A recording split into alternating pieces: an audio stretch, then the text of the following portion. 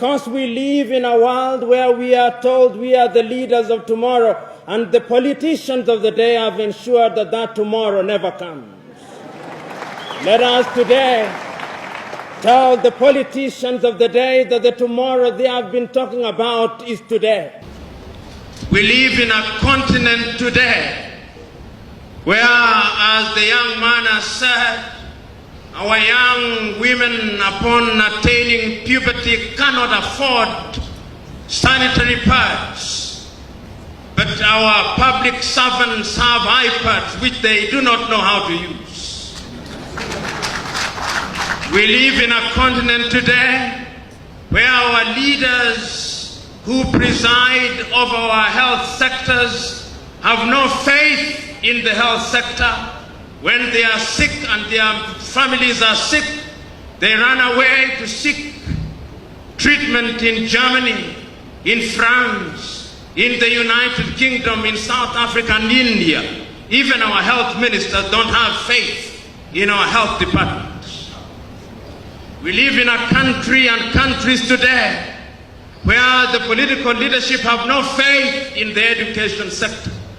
They bring unto us what they call free primary education or universal primary education, but they can never dare take their children to those schools.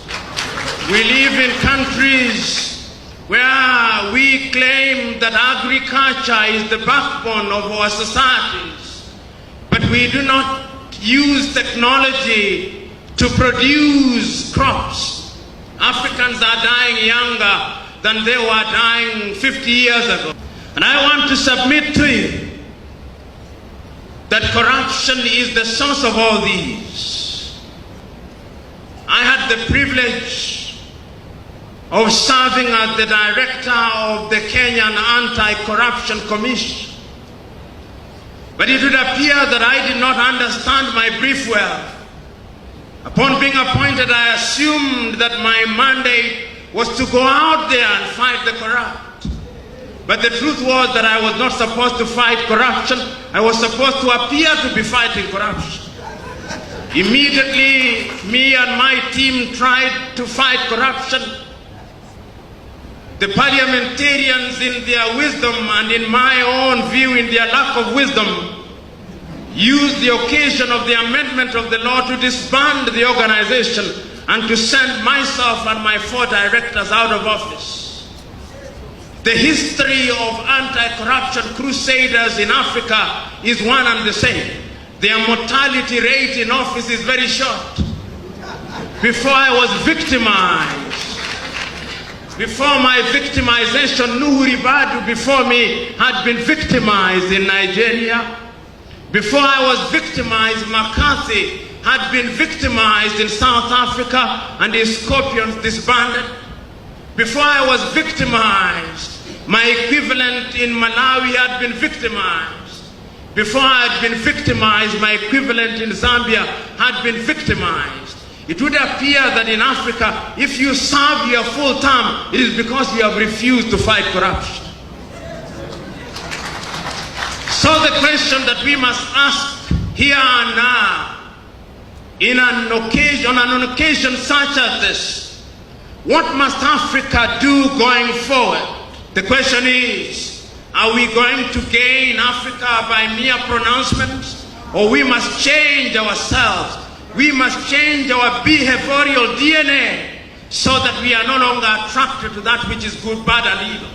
The question is, are we ready?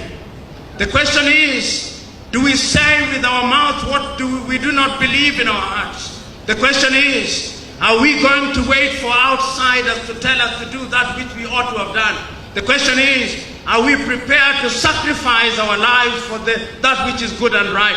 The question is, beyond the comfort of Africana, are we going to roll up our sleeves and meet the poor and the desperate and the oppressed in Karamoja? The question is, are we ready?